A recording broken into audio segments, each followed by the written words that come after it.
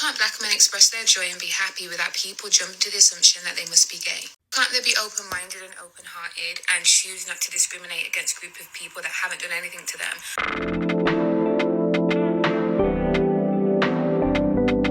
Without people assuming that they're gay. I was just watching a video of Aaron Pierre and Calvin Harrison Jr. and they're at the premiere. They were doing a little bit of a shimmy, enjoying themselves because they've just done an amazing film and now they're being interviewed about it.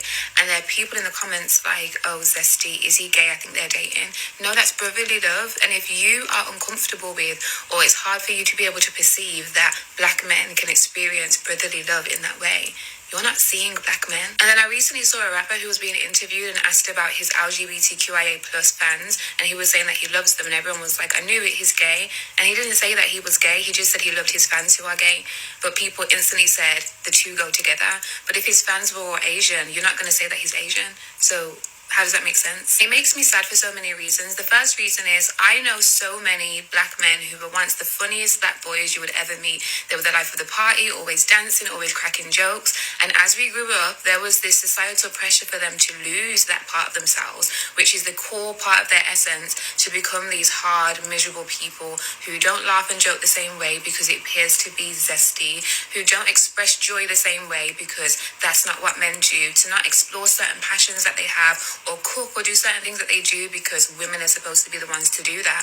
And then they become a shell of themselves, and because they can't be themselves and be received for being themselves, they just become a version of themselves that should never have existed, but that's just the norm. And there are so many black men walking the streets like that today. It also makes me sad for the black men that I know who are gay, who when we were children, people were forcing them to come out because everybody knew they were gay, but still would have conversations around them about how they don't like gay people. And I have Jamaican family, so you can only imagine the ignorance that came with the things that were said about gay people around boys that everybody knew and felt were gay. So why not just create a space that makes them feel comfortable to come out, instead of creating a space for them that makes them think, in order for me to live truly as myself, then I'm going to have to know that I'm going to lose my family, I'm going to lose my friends, because people don't like who I am, although who I am isn't affecting them. But then there's another area of sadness that a lot of people try not to connect the dots with, which is the black boys who don't have the courage to leave their mom and dad behind, the black boys who don't want to leave their boys behind. They want to be a part of the group that they've grown around, but they aren't able to be themselves because they know that group doesn't accept who they really are.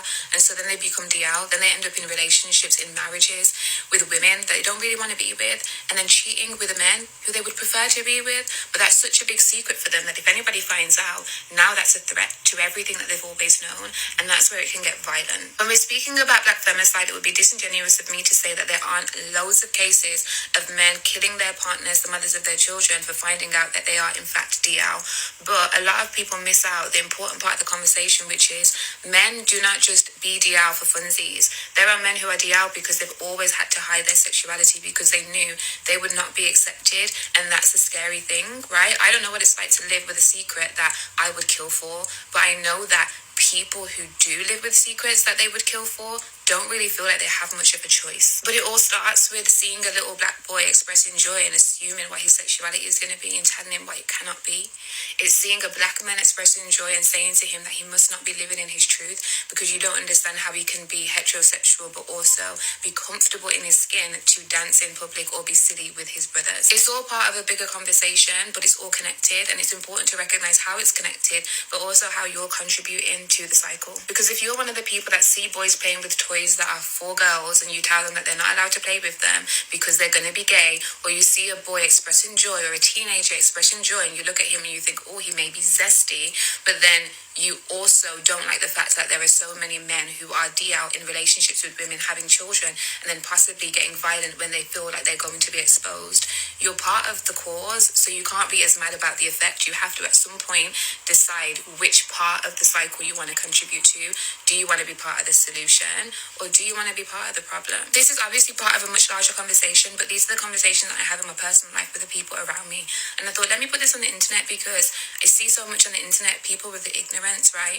You can't blame it on the past generations anymore because it's people in this generation who are still perpetuating the same nonsense. God forbid you guys do that to my son. God forbid you steal my black boy's joy. You won't hear the end of it.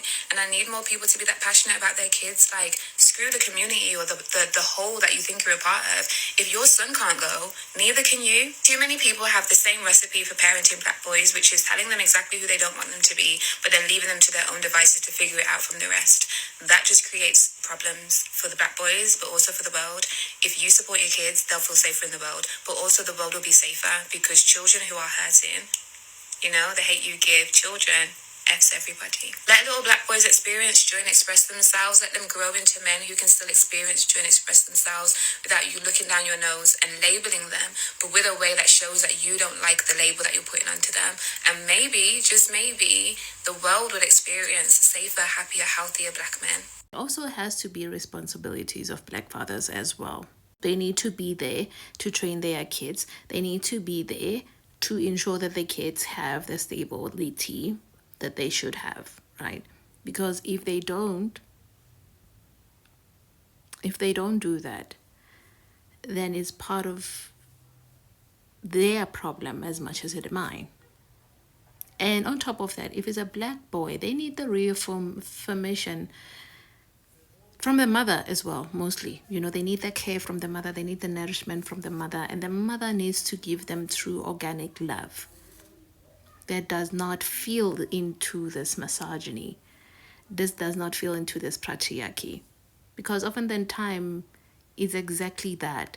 It feels in the toxicity that allows black men to not be assertive, to not be comfortable, to not be themselves, to not follow their passions, because they say passion doesn't pay as a black person. To a certain degree, I might agree, but your parenting pattern will determine that passion, because a child who is nurtured properly, even when they pursue their career choice, they can thrive. But a child, sometimes when they have to do it themselves, they may not necessarily come out successful often the time, because they have to follow your vision of what you think is successful or what the society thinks is successful. Okay, so I'm just proud of this black mother who just knows that she will not steal her child's joy, her child's priority, her child's mental health, her child's belonging is the most important thing to her. She feels that she needs us to be conscious of that and the things that we do and how we parent. That if when this man is not openly himself, what can he potentially do to you? What will he do to you when he's not himself, when he's not thriving in his element, when he's not the best version of himself? Because if he's where he should be and he's not suffering constant shame and he's doing this as a lash out because he's feeling trapped with you, and now he's going to take out his frustration on you, and now he's made a mess of not just your life but everyone else involved. Is that healthy? I'll leave that to you.